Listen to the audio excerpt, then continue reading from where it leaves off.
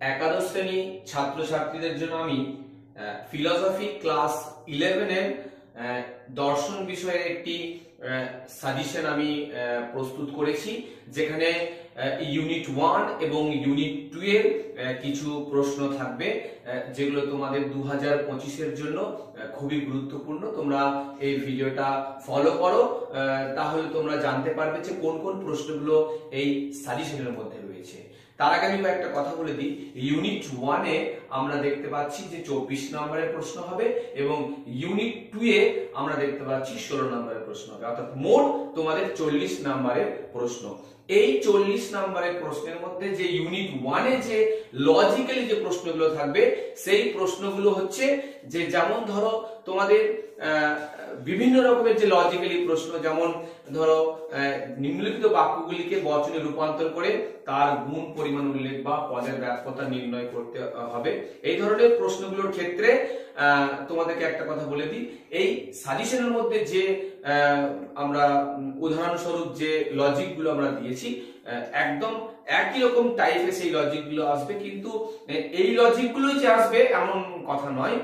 সেখানে আবর্তন এবং বিবর্তনের ক্ষেত্রেও হতে পারে, বা আমাদের নিরপেক্ষ ন্যায়ের যে বৈধতা বিচার সেই ক্ষেত্রেও হতে পারে, কিন্তু টাইপগুলো একেবারে ওই একই রকম টাইপের কিন্তু এই প্রশ্নগুলো তোমাদের সেট হবে। দেখো, ইউনিট 1 এ আমি যে সমস্ত প্রশ্নগুলোকে সিলেক্ট করেছি, সেই প্রশ্নগুলোকে তোমরা অবশ্যই তৈরি করবে, এবং ইউনিট 2 এর যে আমাদের পাশ্চাত্য নীতিবিদ্যা খুব ইম্পর্টেন্ট, যেটা তোমাদের হয়তো এই নতুন সিলেবাসের সঙ্গে যুক্ত করা হয়েছে, খুব ইম্পর্টেন্ট এই প্রশ্নগুলো কিছু রয়েছে, সেগুলো তোমরা প্রস্তুত করবে। মোটামুটি এই সাজেশনটা তোমরা ফলো করতে পারলে হয়তো তোমাদের যে ফাইনাল পরীক্ষা, সেই ফাইনাল পরীক্ষা তোমরা অনেক প্রশ্ন এখান থেকে কমন পেয়ে যাবে। যাই হোক, আমি যে প্রশ্নগুলো শুরু করছি ইউনিট 1 থেকে এবং ইউনিট 2 থেকে, সেগুলো তোমরা একটু নোট করে নাও। দেখো, ইউনিট 1 এ যে সমস্ত প্রশ্নগুলো সেট করা হয়েছে, সেগুলো হলো অতি সংক্ষিপ্ত প্রশ্নগুলির উত্তর দাও। এখানে তোমাদের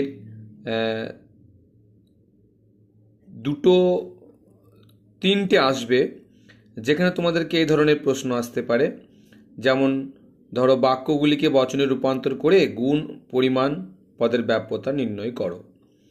ছাত্ররা অলস, সাদা বিড়াল আছে, কতিপয় নাবিক স্নাতক, রূপ থাকলেই নায়িকা হওয়া যায় না, অসৎ ব্যক্তিরা কদাচিৎ সুখী হয়, রাজনীতিবিদরা সৎ নয়, আতঙ্কবাদীরা সন্ত্রাসবাদী, সাদা রাজহাঁস আছে, সবুজ ফুল নেই। এই টাইপের তোমাদের লজিক্যালি প্রশ্ন আসতে পারে, এবং একই সাথে গুণ, পরিমাণ, পদের ব্যাপ্যতা নির্ণয় করা বা করতে হবে। আর এক টাইপের, যেমন ধরো বিরুদ্ধ বিরোধিতা একটি দৃষ্টান্ত দাও, অর্থাৎ বিরুদ্ধ বিরোধিতা কি, একটি দৃষ্টান্ত দাও। অথবা দিয়ে সকল মানুষ হয় মরণশীল, বচনটি সত্য হলে কোনো কোনো মানুষ হয় মরণশীল, বচনটার সত্য মূল্য কি হবে। পরের প্রশ্ন, অ্যারিস্টটলের মতানুসারে বিরোধিতার চতুষ্কোণটি আঁকো। অথবা দিয়ে বিপরীত বিরোধিতা ও বিরুদ্ধ বিরোধিতার মধ্যে পার্থক্য নির্ণয় বা উল্লেখ করো। পরের প্রশ্ন, বিরোধানুমান কত প্রকার ও কি কি। পরের প্রশ্ন, বিপরীত বিরোধিতার একটি দৃষ্টান্ত উল্লেখ করো। পরের প্রশ্ন, অসম বিরোধিতার একটি উদাহরণ দাও। পরের প্রশ্ন, বিরুদ্ধ হবে, বিরুদ্ধ বিরোধিতা নিয়মটি লেখো। পরের প্রশ্ন, সকল মানুষ হয় বোকা, বচনটি সত্য হলে কোনো কোনো মানুষ নয় বোকা, বচনটার সত্যমূল্য কি হবে। পরের প্রশ্ন, বিপরীত বিরোধিতা এবং অধীন বিপরীত বিরোধিতার পার্থক্য লেখো। এই অতি সংক্ষিপ্ত প্রশ্ন আমাদের 3টে ছিল, এই 3টে 2 নম্বরের হবে, 6 নম্বর। এরপর আমরা আসছি সংক্ষিপ্ত প্রশ্নগুলির উত্তর দাও। এখানে তোমাদের এই সংক্ষিপ্ত প্রশ্নের উত্তর 4টে আসবে 3 নম্বরের। আমি জাস্ট টাইপগুলো দেখে নাও তোমরা, এই টাইপের প্রশ্নগুলো। অবরোহ যুক্তির বৈশিষ্ট্যগুলি লেখো, অথবা যুক্তিবিজ্ঞান কাকে বলে, যুক্তিবিজ্ঞানকে আদর্শনিষ্ঠ বিজ্ঞান বলা হয় কেন। পরের প্রশ্ন, আবর্তন কাকে বলে, আবর্তনের নিয়মগুলি উদাহরণ সহকারে ব্যাখ্যা করো। পরের প্রশ্ন, অথবা নিম্নলিখিত বাক্যগুলিকে বচনে রূপান্তর করে আবর্তনে বিবর্তন করো। অর্থাৎ কতগুলো বচন দেওয়া থাকবে, সেখানে বচনগুলোকে লজিক্যাল ফর্মে, বাক্যগুলোকে লজিক্যাল ফর্মে রূপান্তর করে তার আবর্তন যেটা আসবে সেটা করে আবর্তনটার বিবর্তন করতে হবে। একটা উদাহরণস্বরূপ দেওয়া হয়েছে, কাক কখনো সাদা হয় না। ওই টাইপেরই আরেকটা দেওয়া হয়েছে, অধিকাংশ ছাত্র অলস। এইরকম অনেক লজিক থাকবে, তার মধ্যে থেকে তোমাকে করতে হবে। আমি একটা টাইপ তোমাদেরকে জাস্ট দেখালাম। পরের প্রশ্ন, প্রাকল্পিক নিরপেক্ষ ন্যায় কি, গঠনমূলক প্রাকল্পিক নিরপেক্ষ ন্যায়ের বৈধতার নিয়মটি লেখো। অথবা দিয়ে বৈধতা বিচার করো। একটা টাইপ আমি দিয়ে দিয়েছি, এই টাইপটা এটাই যে আসবে তার কোনো মানে নেই, এই টাইপের আসবে। যেমন, যদি গাছের পাতা শুকিয়ে যায়, কমা, তবে গাছটি মারা যেতে পারে। গাছের পাতা শুকিয়ে গেছে, অতএব এটি মারা গেছে। পরের প্রশ্ন, যদি বৃষ্টি হয় তবে ভালো ফসল হবে, পূর্ণচ্ছেদ বৃষ্টি হয়েছে, কমা, ভালো ফসল হয়েছে। পরের প্রশ্ন, পদের ব্যাপ্যতা কি, এ ই আই ও বচনের কোন পদ ব্যাপ্য, কোন পদ অব্যাপ্য নির্ণয় করো। অথবা দিয়ে সম্বন্ধ অনুসারে বচন কয় প্রকার, কি কি, সংজ্ঞা ও উদাহরণ দাও। পরের প্রশ্ন, অবরোহ যুক্তি ও আরোহ যুক্তির মধ্যে পার্থক্য উল্লেখ করো। পরের প্রশ্ন, যুক্তির অবয়ব কি, যুক্তির অবয়বগুলি কি কি, সংক্ষেপে আলোচনা করো। পরের প্রশ্ন, বিবর্তন কি, বিবর্তনের নিয়মগুলি উদাহরণ সহ আলোচনা করো। পরের প্রশ্ন, সাপেক্ষ বচন কি, সাপেক্ষ বচন কয় প্রকার ও কি কি। পরের প্রশ্ন, প্রাকল্পিক বচনের অংশগুলো কি কি, উদাহরণ সহ ব্যাখ্যা করো।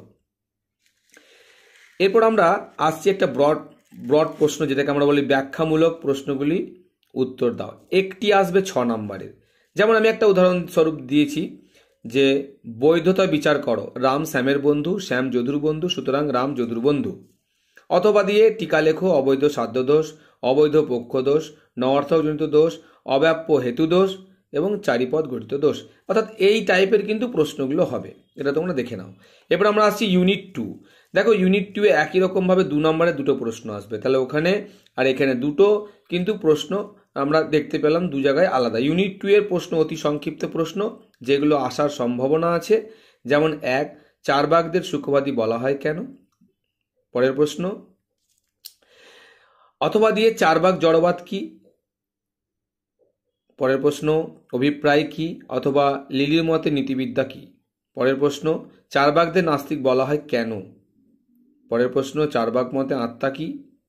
পরের প্রশ্ন, চারবাক নীতিতত্ত্ব কি। পরের প্রশ্ন, নৈতিক বিচার কি।